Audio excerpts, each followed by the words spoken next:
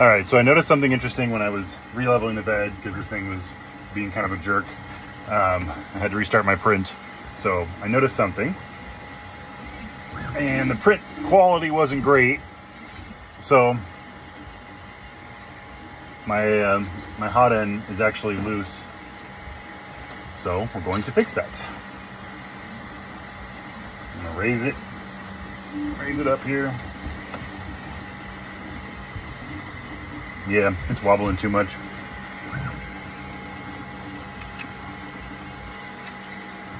I'm too old for this.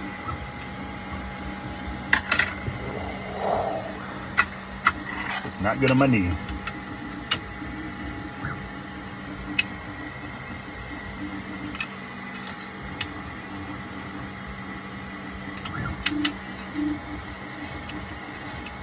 That's simple. 2 eccentric nuts on the back end, on the bottom here.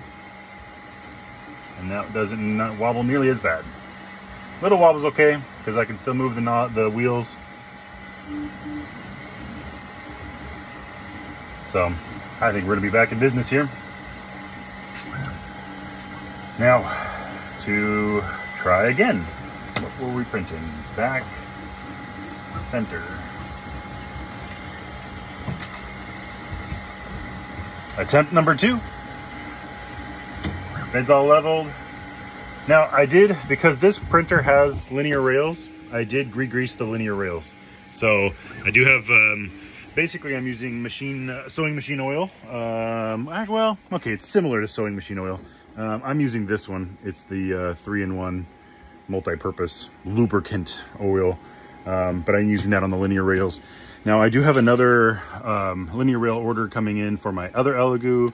I just received another set of silicone bushings for the other Elegoo, and I think after that I'm going to switch out the X-axis linear rails. So I might get those ordered soon and switch those out. So, but that's that. That's what I got going on today.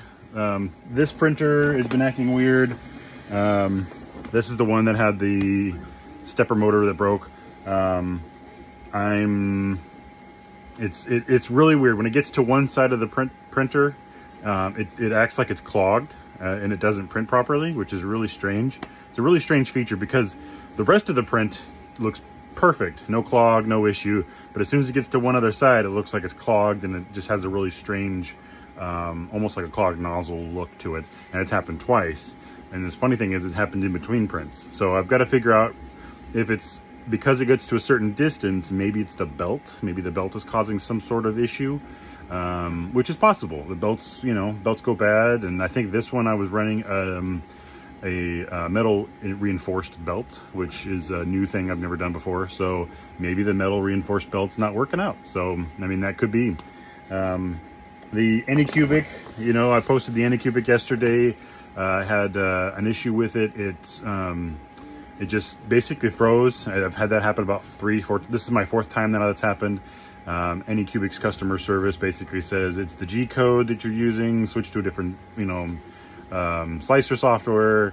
The reason why I call BS on that is, and I said I called BS on it from the very beginning when they told me, because I've done this before and I know that's stupid. That was basically a cop out from their support. Sorry, Anycubic, but your support is just, they act like we're stupid, but they're stupid. Sorry, Anycubic, but your support people aren't always the smartest. Telling me my G code is what's causing your machine to freeze. That's just do the math there in your own head. And the reason why I say it's stupid is because I ran the exact same G code file. I didn't reslice it or nothing. I just hit start again and it printed it. Printed it completely, all in one. No issues.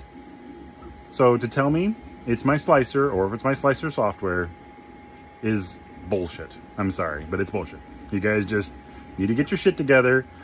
Honestly, you just need to make this an open source so I can actually look at Clipper on the back end. It's bullshit that I can't look at my own Clipper. I paid for the printer.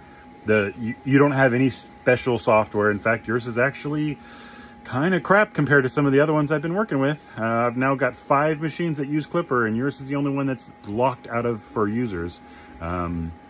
and it's the only one that I have issues with the freezing problem. So something to think about. So open that up, let us use our own judgment on the open source of Clipper and fix our own problems. You know, I'm all updated on my on my firmware, so you can't say it's my firmware. So it's yeah. Anyway, so that's the Anycubic. The Elegoos, you know, the one with the linear rails is working great. I did just set up two, yeah, you heard me, I have 5 printers now. I set up 2 Qidi X Max 3s. They're in my office right now, and they're going good. The first couple prints turned out really great. Last night, one of the 2 printers had a clog in the nozzle already, which was interesting. I mean, that happens, but and it could be all sorts of reasons. I know that the manufacturer recommends keeping it open so that it doesn't get too hot, and so I actually have it open.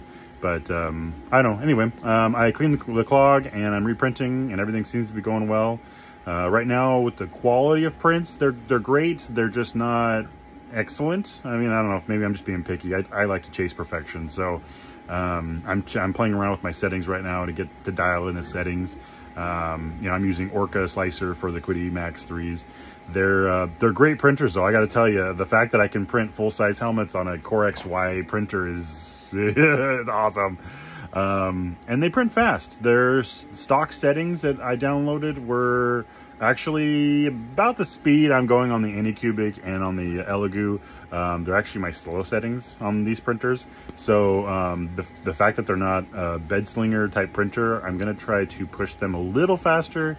One of them is on a pretty sturdy table, and I think I could probably get away with pushing it faster. The other one is kind of on it's an IKEA lac table. I posted a video on reinforcing it, and the table itself is really strong and sturdy, but when that printer gets going, the table kind of moves. So I think I'm gonna have to do something different with that.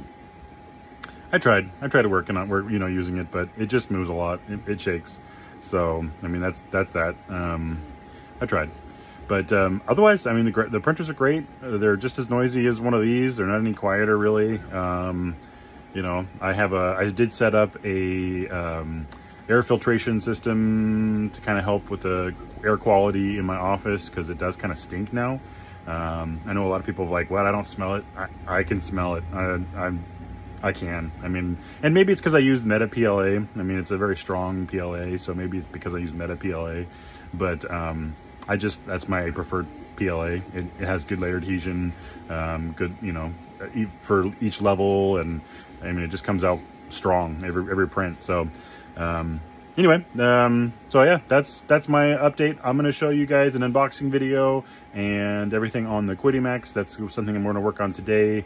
I still need to get the linear rail video published. I haven't done that because every time I try to do it, my phone freaks out, and then I tried to use my iMac, and my Mac started freezing up. So it's a lot of information apparently. So anyway, if you guys have any questions, if you guys want to see something specific, you're curious about the filaments I use or my settings, just hit me up. You know, comment on the description below and in the comment section, and I'll happy to try to work on a video for you guys. Like I said, I've got four different manufacturers of printers now. I even got my Sunloop printer working. And I've did some modifications. I've been modifying those printers since the day I bought them because they suck. But I mean, the modifications are working really well. I've got a bigger fan, and they're, you know, the prints are coming off pretty nice. It's still like watching a snail. I mean, they're so slow when you compare them to these new printers. It's like watching paint dry. It's so slow. But it's printing really nice. So I mean, if I don't mind waiting 4 hours for a print that takes 2 hours, yeah, there's that. Anyway, thanks for watching, guys. If you want to see more, just let me know. And I appreciate all you guys' support and all the good comments you guys think. It's kind of why I keep doing this.